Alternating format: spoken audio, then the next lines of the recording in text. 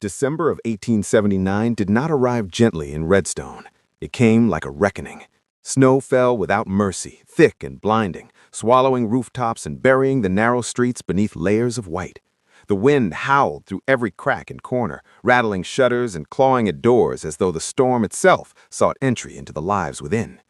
The town, usually restless with trade and movement, had fallen into a tense stillness. No wagons creaked along the roads, no voices lingered in the air. Only the storm remained, loud, relentless, alive. Inside the Redstone Inn, Naomi Carter worked alone. She stood behind the front desk, her slender fingers folding worn linens beneath the dim glow of an oil lamp. The fabric was coarse, the edges frayed from years of use, yet her hands moved with practiced care. Every fold was precise, deliberate, controlled, like everything else in her life. Naomi had learned long ago that control was the only thing she truly owned. The inn was quiet now. The last guests had settled into their rooms hours earlier, seeking refuge before the storm tightened its grip. The keeper had long since retired, leaving Naomi to finish the night's work as she always did, unseen, unheard, and unthanked. She preferred it that way. In silence there were no whispers, no cruel laughter, no voices calling her what the town had decided she was. Her dark eyes lifted briefly toward the window. Beyond it, the world was nothing but white chaos, the storm swallowing everything in its path. She listened for a moment, the wind's cry slipping through the wooden walls like a warning. No one else would come tonight. No one ever did once the storm deepened. Naomi exhaled softly and reached for the lamp, intending to dim its light. Then the door burst open. The sound shattered the stillness. A violent gust of wind tore into the room, dragging snow across the floor in a swirling rush. The flame of the lamp jumped wildly, casting frantic shadows along the walls.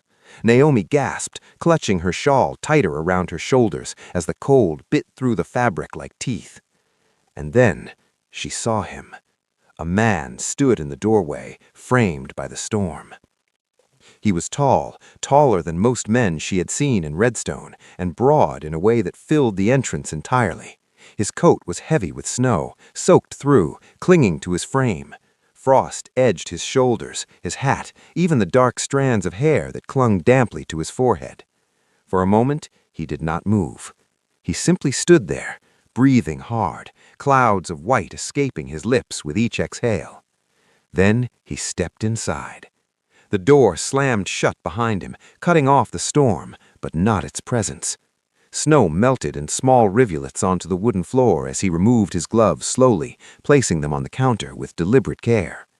Naomi did not move. She had seen strangers before, travelers, traders, cowboys passing through, but something about this man unsettled her in a way she could not name. It was not his size, nor the storm clinging to him. It was his stillness. His eyes, gray, steady, and impossibly calm for a man who had just fought his way through death itself. "Please," he said, his voice low and rough, worn thin by cold and distance. "A room for the night." Naomi swallowed. The answer came to her immediately, heavy and unchangeable. "We're full," she replied quietly, "since the afternoon."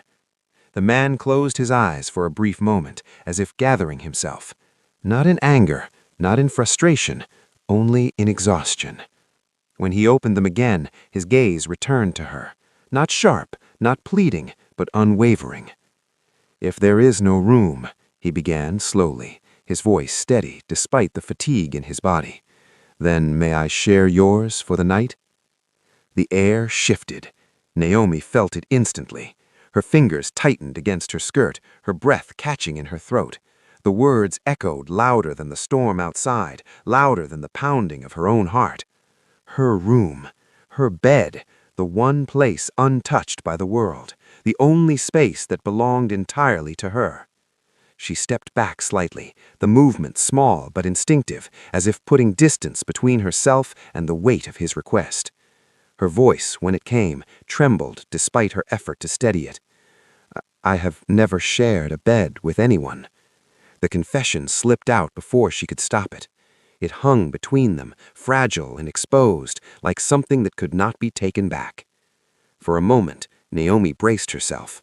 She expected laughter, a smirk, a careless remark like the ones she had endured all her life. But none came. The man did not move. He did not look away. He did not mock her. Instead, he dipped his head slightly, his voice lowering, softening into something that felt less like a request and more like a promise. Then, from this night on, you'll never have to sleep alone again. Naomi's heart stuttered. The words struck deeper than she expected, not because of what they implied, but because of how they were spoken. There was no hunger in his tone, no arrogance, no assumption, only certainty. Outside, the storm roared louder, wind slamming against the walls as if urging her to decide quickly. Inside, time seemed to hold its breath. Naomi stood frozen, caught between everything she had been taught to fear and something she had never allowed herself to feel. Hope. It frightened her more than anything. Her mind whispered warnings, sharp and familiar. The town's voices rose in memory, cutting and cruel. The colored girl from the inn, easy, available, unworthy. Her chest tightened, but above them all, his voice lingered. Steady, unshaken. You'll never have to sleep alone again. Naomi drew in a slow breath, her hands trembling at her sides. She knew what this meant. One choice, one step, and nothing in her life would remain the same. If she refused, he might not survive the night. If she agreed, she would open the only door she had ever kept closed. The room waited. The storm raged, and Naomi Carter made her decision. She nodded, barely, almost too small to see. Then she turned, pulling her shawl tighter around her shoulders, as if bracing herself against something far greater than the cold. "Follow me," she whispered. The door opened once more, and the storm rushed in again. But this time, Naomi stepped into it, willingly, and behind her, the stranger followed. The storm followed them all the way to Naomi's door. Snow bit at her face as she pushed forward, her boots sinking deep into the drifts that swallowed the narrow path. The wind pulled at her shawl, threatening to tear it from her shoulders, but she held it tight, her body leaning against the force, as though the night itself meant to turn her back. Behind her, the man walked without complaint. His steps were slower now, heavier, the storm taking its toll. Yet he did not falter. He did not ask her to stop. He simply followed. Naomi did not look back. Her house stood at the far edge of Redstone, small and easily overlooked, half hidden behind a crooked fence and a thin line of frost-covered trees. By daylight, it was plain. By night, it felt almost invisible. Tonight, it felt exposed. She reached the door and fumbled briefly with the latch, her fingers stiff from cold. The wood creaked as it opened, and a rush of icy air swept inside ahead of them. Naomi stepped in quickly. The man followed.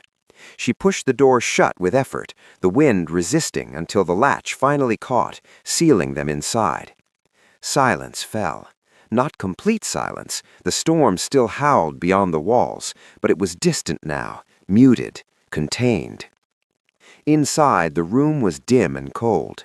A small stove sat in the corner, its fire long reduced to faint glowing embers. A narrow bed rested against the far wall, covered in a patchwork quilt worn thin with time. A small table, a single chair, a shelf of carefully arranged belongings, nothing more, nothing unnecessary, everything in its place. Naomi moved at once, setting herself to work. She knelt at the stove, feeding it fresh logs with quick, practiced motions. The flames struggled at first, then caught, rising slowly, casting a warm glow that pushed back the shadows inch by inch. Light filled the room, and with it, the presence of another.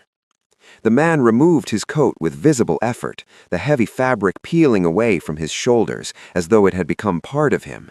Water dripped steadily onto the floor. He hung it over the back of the chair without comment, then lowered himself into it, his movements controlled but weighted with exhaustion. Naomi avoided looking at him directly. She moved instead to the table, her hands busy, her thoughts restless. She poured water into a small kettle and set it over the flame. The faint hiss of heat meeting metal filled the room, steady and grounding. For a moment, neither of them spoke. The quiet stretched, not uncomfortable, but unfamiliar. Naomi felt it pressing against her, the awareness of him, his breathing, his stillness, the space he occupied in a room that had always been hers alone. When the water warmed, she poured it carefully into a cracked clay cup and placed it on the table before him. Their fingers did not touch. "Thank you," he said quietly. Naomi nodded, though her eyes remained lowered. It was a simple exchange, and yet it felt like something more.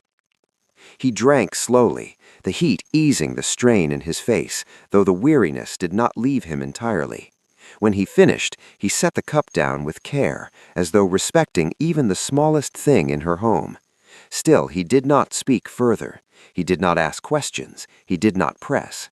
That, more than anything, unsettled Naomi. She had expected something else, perhaps curiosity, or the careless boldness she had seen in other men, but there was none of that here. Only patience, only quiet. Her gaze flickered just once toward him.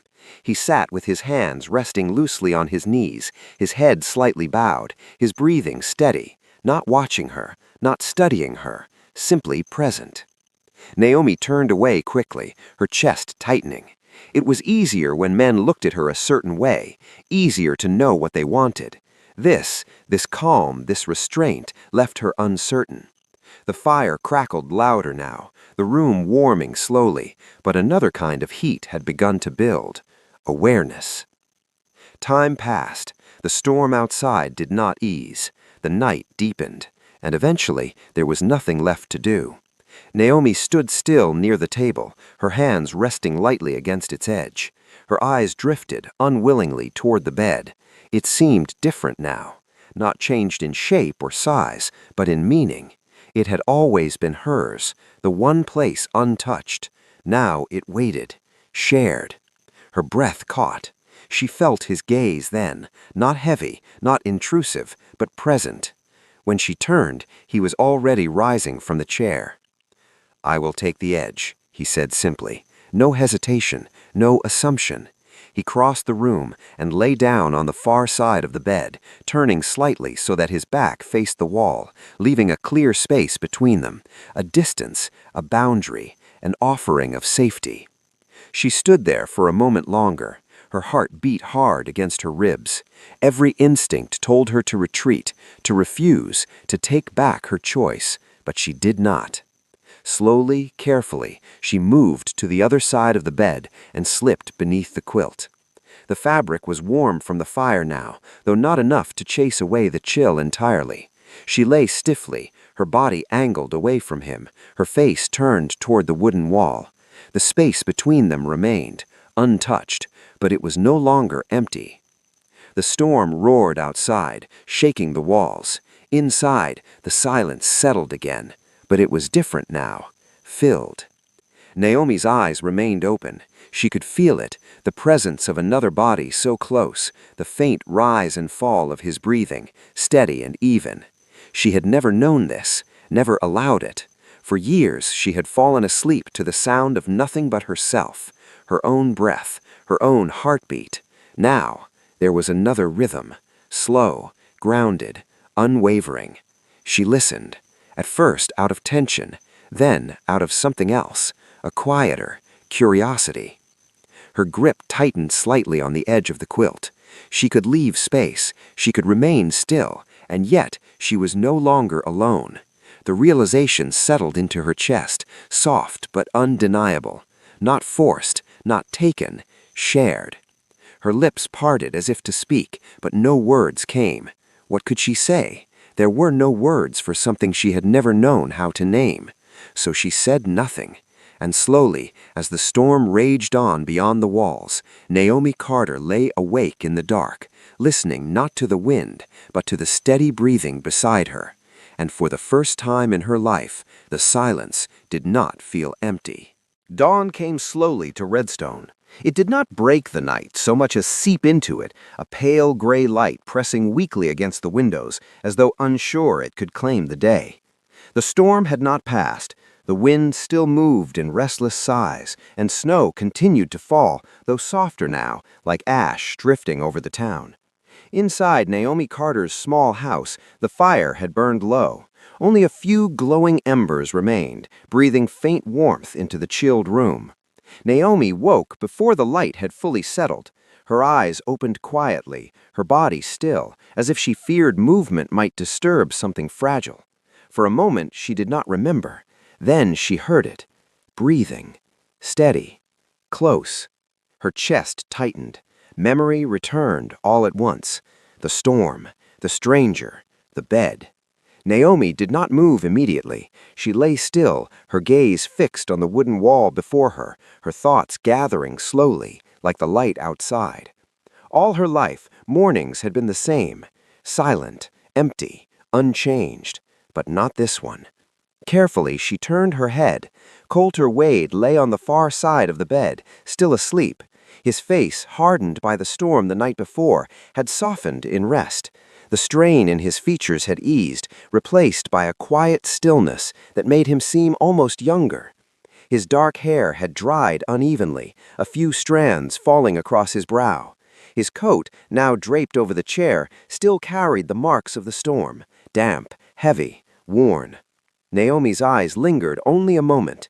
Then she turned away quickly, her breath catching, as though she had seen something she was not meant to see. She slipped from the bed with care, her bare feet meeting the cold floorboards. The chill bit into her skin, grounding her, reminding her where she was. This was her home, and yet something had changed. She wrapped a faded wool scarf around her shoulders and moved quietly to the stove. Kneeling, she added fresh wood to the embers, coaxing the fire back to life. The flames rose slowly, pushing warmth into the room once more. Behind her, the steady breathing continued, unbroken. Naomi rose and moved to the small table. Her hands hesitated for only a moment before she began to prepare food. It was simple: cornmeal, water, a pinch of salt she had been saving. She stirred it slowly as it thickened, her movements careful, almost deliberate. She had not planned to do this, not for him, yet the thought of him waking to nothing, cold, empty, alone, sat uneasily in her chest. The porridge steamed as she ladled it into a clay bowl. She placed it on the table, then paused. Her gaze drifted toward the bed again. Coulter had not moved. He still slept deeply, the weight of his journey holding him there. Naomi reached for a small scrap of paper and a worn pencil. Her hand trembled slightly as she wrote, "Eat some porridge. Rest. Leave when your strength returns." The letters were uneven but clear. She stared at the note for a moment, her chest tight. It felt like more than words, more than a simple instruction. It was something she did not know how to name. Care, perhaps, or something close to it. She set the note beside the bowl and stepped back.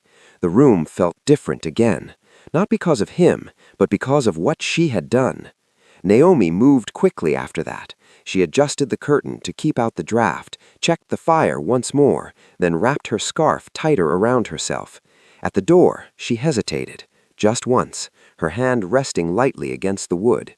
Behind her, the quiet remained. She did not turn back. Instead, she opened the door and stepped into the morning. The cold struck her at once, sharper now than the night before, the air cutting through her scarf and shawl as though seeking to remind her of her place in the world. Naomi pulled the fabric closer and began the walk back to the inn. Redstone stirred slowly around her. A few figures moved through the streets, shoveling snow from doorways, leading horses through the drifts, their breath rising in pale clouds. The town was waking, and with it, the voices. Naomi felt them before she heard them, the glances, the pauses, then the whispers began. She took him in, they say. The maid with a stranger? A quiet laugh followed, sharp, knowing. Naomi's steps did not falter. Her head remained slightly lowered, her gaze fixed ahead, but in her sides her grip tightened. Each word reached her, each one settled, heavy and familiar. She had known this would come. A town like Redstone did not let silence remain untouched for long. By the time she reached the market street, the whispers were growing louder, more certain, more cruel. At the fabric stall, the woman who usually ignored her entirely now glanced up briefly, her lips pressing into a thin line before she turned away again. Two men near the saloon leaned against the railing, their laughter carrying openly. Well, looks like the quiet one found herself some company. Not so quiet at all. The laughter that followed was low and deliberate. Naomi walked past them without looking, without reacting. She had learned long ago, silence was the only shield she had. But inside, something shifted, because beneath the weight of their words, there was something else, a memory of warmth, of steady breathing in the dark, of space shared without demand. Her chest tightened. She quickened her pace, not to escape them, but to hold on to that memory before it was buried beneath their voices. By the time she reached the inn, her hands had gone numb from the cold. She stepped inside quickly, shutting the door behind her. Warmth greeted her, but it did little to ease the tension in her chest. The inn looked the same. The tables, the counter, the worn floors. Nothing had changed, and yet everything had. Naomi moved through her tasks as she always did, lighting the fire, wiping down surfaces, preparing for the day. But her movements lacked their usual rhythm. Her thoughts were elsewhere, back in the small house at the edge of town, back to the man she had left behind. She told herself it meant nothing, a single night, a simple act of kindness, nothing more. But the thought did not settle. It lingered, like the faint warmth of a fire long after the flames had died. Outside, the whispers continued. Inside, Naomi Carter worked in silence. But for the first time, her silence was not empty. It carried something new, something fragile, something she did not know how to name. Care, perhaps, or something close to it. But for the first time, she could not ignore it. By midday, Redstone had found its voice again. The storm had eased, though the cold lingered, sharp and persistent. Snow lay heavy along the streets, pressed into uneven paths by boots and wagon wheels. Smoke curled from chimneys, thin gray threads rising into a sky that refused to fully clear. But it was not the weather that stirred the town. It was talk. The story had grown since morning, stretching and twisting with every telling. What had begun as a whisper had become something sharper. Laughter in some corners, judgment in others, curiosity everywhere. Naomi Carter felt it even from inside the inn. She moved between tables with a cloth in her hand, wiping surfaces that were already clean. Her motions were steady, practiced, but her thoughts were not. They circled back to the same place, her house, the stranger, the night. She kept her eyes lowered, as she always did, but she could feel the difference. The way conversation shifted when she passed, the way voices dropped just enough to pretend discretion, yet not enough to hide meaning. Took him straight in, they say. Same night, no hesitation. A low chuckle followed. Naomi's hand paused for a fraction of a second before continuing its motion. She did not respond. She never did. Silence had always protected her, even if it came at a cost. But today, silence felt heavier, because for the first time, it held something worth protecting. A memory she was not willing to let them take. Outside, near the public well, the story had found its loudest voice. Men gathered there, boots planted in the slush, hands wrapped around cups of cheap liquor or tucked into worn coats. Their laughter carried easily in the open air, cutting through the quiet hum of the town. Among them stood Caleb Turner. Broad-shouldered and thick in build, his face bore the rough edges of a man shaped by labor and drink. His eyes, however, were fixed, not on the group around him, but on the figure approaching from the far end of the street. Coulter Wade. He walked with the same steady pace as before, though the wariness of the storm still lingered in his frame. His coat, now mostly dry, hung heavy at his shoulders. His steps were firm, unhurried, unconcerned with the attention gathering around him. The moment Caleb saw him, something hardened in his expression. Resentment, long held and unspoken, now giving reason. He stepped forward, boots crunching into the snow, placing himself directly in Coulter's path. "You," Caleb called out, his voice loud enough to draw attention. The nearby men turned, sensing the shift. Coulter stopped. He did not react immediately. He simply regarded Caleb with a calm, level gaze, his gray eyes steady beneath the brim of his hat. Caleb took another step closer, his jaw tight. "Who do you think you are?" demanded he, "walking into this town and laying hands on her like she's yours to take?" A murmur rippled through the onlookers. Coulter did not answer. Not yet. The silence stretched, thin and deliberate. It only fueled Caleb's anger. He jabbed a finger toward Coulter's chest. "Naomi Carter, you think she's just some place to rest, some woman you can use for a night and walk away from?" The words were meant to provoke, to draw a reaction, to reduce her to something less. Coulter's gaze did not waver. When he finally spoke, his voice was low, controlled. "Naomi never wanted you." The words landed hard, not shouted, not forced, but clear. A few men shifted where they stood. Others glanced at Caleb, their expressions changing, curiosity sharpening into something else. Recognition. Caleb froze for a moment, the truth of the statement striking deeper than he expected. Then he let out a short, bitter laugh. "You don't know a damn thing," he snapped. "I've been here. I've watched her for years. I know what she is." Coulter took a single step forward, not aggressive, not threatening, but enough to close the distance between them. "You don't know her," he said evenly, "and she doesn't belong to your rumors." The air shifted. The men around them fell quieter now, the tone of the exchange no longer light, no longer amusing. Caleb's face flushed red, his fists clenching at his sides. "You think you're better than the rest of us?" he shot back. "You're nothing but a drifter, here today, gone tomorrow." Coulter's expression did not change. "If I leave with my word intact." He held Caleb's gaze. "You should try the same." A few of the men let out quiet breaths, the tension tightening like a drawn wire.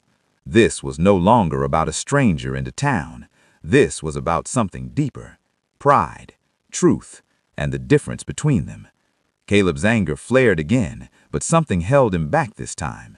Not fear, but the weight of the eyes around him. He had expected laughter, agreement. Instead, he found doubt. He stepped back abruptly, his voice dropping into a low, bitter tone. "This isn't over. You don't know what you've stepped into." Coulter did not respond. He simply picked up his hat, settled it back on his head, and walked past him without another word. The crowd parted slightly, watching him go. Some with interest, some with quiet approval, others with uncertainty, but none with the easy mockery that had filled the air before. From the window of the inn, Naomi had seen everything. She stood just behind the curtain, her fingers gripping the worn fabric as she watched the scene unfold. Every word, every movement, she had heard it all. And when Coulter spoke, when he said her name, something inside her shifted. All her life, she had endured silence, endured the whispers, the assumptions. No one had ever stood against them. No one had ever spoken her name without weight, without dismissal. But he had, not in private, not in passing, in the open, before them all. Naomi's breath caught. Her hand rose to her mouth as if to hold something back. Not shame, not fear, something else, something unfamiliar and overwhelming. Recognition. She had not known how much she needed it until she heard it. Outside, Coulter continued down the street, his figure steady against the pale backdrop of snow. Naomi watched him until he was gone from sight. Only then did she release the curtain. The inn felt different now. The same walls, the same tables, but the air had changed, because for the first time, the story the town told about her had been challenged, not by her silence, but by someone who refused to stand against it. Naomi lowered her gaze, her chest rising and falling slowly. The whispers would not stop, she knew that, but something had shifted beneath them, something that could not be undone. For the first time in her life, someone had stood in the open and said she was more. And Naomi Carter knew in that quiet moment behind the window, she would never hear the town's voice the same way again. Night fell over Redstone with a heavy stillness. The storm had quieted at last, leaving behind a thick blanket of snow that muffled sound and dimmed the world into shades of gray and pale gold. Smoke curled from chimneys, and weak lanterns flickered along the street, their light barely reaching beyond the frost-laced air. To anyone passing through, the town might have seemed at peace. But beneath that stillness, something waited. Inside Naomi Carter's small house, the fire burned low but steady. The warmth it gave was enough to soften the sharp edge of the cold, though not enough to erase it completely. Naomi sat near the stove, her hands wrapped around a simple bowl of broth. The steam rose in thin curls, fading into the dim air. Across from her, Coulter Wade sat in silence, his posture relaxed but alert, his gaze fixed at the fire as though reading something within its glow. Since the confrontation at the well, neither had spoken much. Words seemed unnecessary. Something had already been said, out there in the open, that neither of them could take back. Naomi felt it still, not as pressure, but as weight, the kind that settled quietly into the heart. She had been seen, and now she did not know what to do with that truth. The fire cracked softly. Outside, the wind moved through the town in long, quiet breaths. Then, a sound broke the stillness. Hooves, distant at first, then closer, faster. Naomi's fingers tightened around the bowl, her eyes lifted, searching the door as though she could see through it. Coulter was already on his feet, his expression sharpened instantly, the calm replaced by something hard and focused. He crossed the room in 2 strides and pulled back the curtain just enough to look outside. One glance was all it took. "It's them," he said quietly. Naomi's breath caught. Her mind raced, trying to catch up, but her body had already understood. Danger. The sound of hooves grew louder, joined now by voices, rough, careless, filled with confidence that came from knowing no one would stop them. Shouting echoed through the street, a door splintered somewhere in the distance, glass shattered. Naomi stood abruptly, the bowl slipping from her hands and landing with a dull thud on the floor. "They're here," she whispered. Coulter turned from the window, his jaw set. "They've come for what I have left, and they won't leave without it." Before Naomi could answer, the sound of boots approached, fast, deliberate, straight toward her door. The latch rattled once, then burst open. The force sent it slamming against the wall, cold air rushing in as figures filled the doorway, men cloaked in rough coats, faces shadowed, weapons glinting in the low firelight. Naomi stumbled back instinctively, her heart slamming against her ribs. There were too many, too close. And then she saw him. Caleb Turner stepped forward from behind them, his face lit with something darker than anger. Satisfaction. "I told you," he said, his voice carrying easily in the small space. "He's here, hiding behind her like I said." Naomi froze. The words struck harder than the sight of the others. Not just fear, betrayal. All the years she had worked beside him, shared silent moments in passing, believing him no more than rough and distant. And now he stood among men who had come to destroy her. Her chest tightened painfully. Coulter moved in front of her without hesitation, his body shielding hers, his hand already resting near his revolver. The air in the room changed, tense, ready to break. One of the bandits stepped forward, his voice low and sharp. "Hand over what you've got left, cloth, coin, whatever you manage to keep." Coulter said nothing, his silence answer enough. The man raised his weapon slightly. "Don't make this harder than it needs to be." Behind them, Caleb laughed. "You're wasting time. He's got scraps hidden. I've seen them. And she," he jerked his chin towards Naomi, "she's been keeping him warm since the storm." The words were meant to humiliate, to strip her down to something small. But Naomi did not shrink this time. Her fear remained, sharp and real, but something else rose with it, something stronger. Her eyes moved across the room, the door, the men, Coulter standing firm. Then, the oil lamp on the table. Its flame flickered, small, but alive. For a heartbeat, everything slowed. The sound of the men, the crackle of the fire, her own breath. And then, she moved. Before thought could stop her, Naomi lunged forward, her hand closing around the base of the lamp. The heat burned her skin, but she did not hesitate. She hurled it down. The glass shattered on impact, oil spread across the wooden floor, and in an instant, fire erupted. Flames roared upward, bright and violent, swallowing the space between them. The sudden light blinded the room, shadows leaping wildly across the walls. The bandits shouted, stumbling back, their confidence breaking under the unexpected chaos. Smoke filled the air, thick and choking. Naomi sank to her knees, her breath uneven, her body shaking from the shock of what had just happened. But there was no time to think. Coulter moved, fast, precise. His revolver flashed in the firelight as he drove the men back, his presence cutting through the confusion like steel. Shots rang out, wood splintered, the bandits faltered, their formation breaking as panic set in. "Out!" one of them shouted. "Get out!" They turned, retreating into the night, their footsteps heavy and uneven against the snow. Caleb stumbled after them, his earlier confidence gone, replaced by fear. Outside, voices rose. The town had awakened. Doors opened. Figures gathered. By the time Caleb reached the steps, hands were already on him, dragging him back, restraining him as he struggled and cursed. Inside, the fire began to die down, its fury spent as quickly as it had risen. Smoke lingered. Ash settled. Naomi sank to her knees, her breath uneven, her body shaking from the shock of what had just happened. Then a hand reached for hers, steady, warm. She looked up. Coulter stood before her, his face marked with soot, his eyes clear and unwavering. For a moment, neither spoke. No words could hold what had just passed. Outside, the townspeople gathered, their voices hushed, their expressions uncertain as they looked toward the house, toward her, toward what she had done.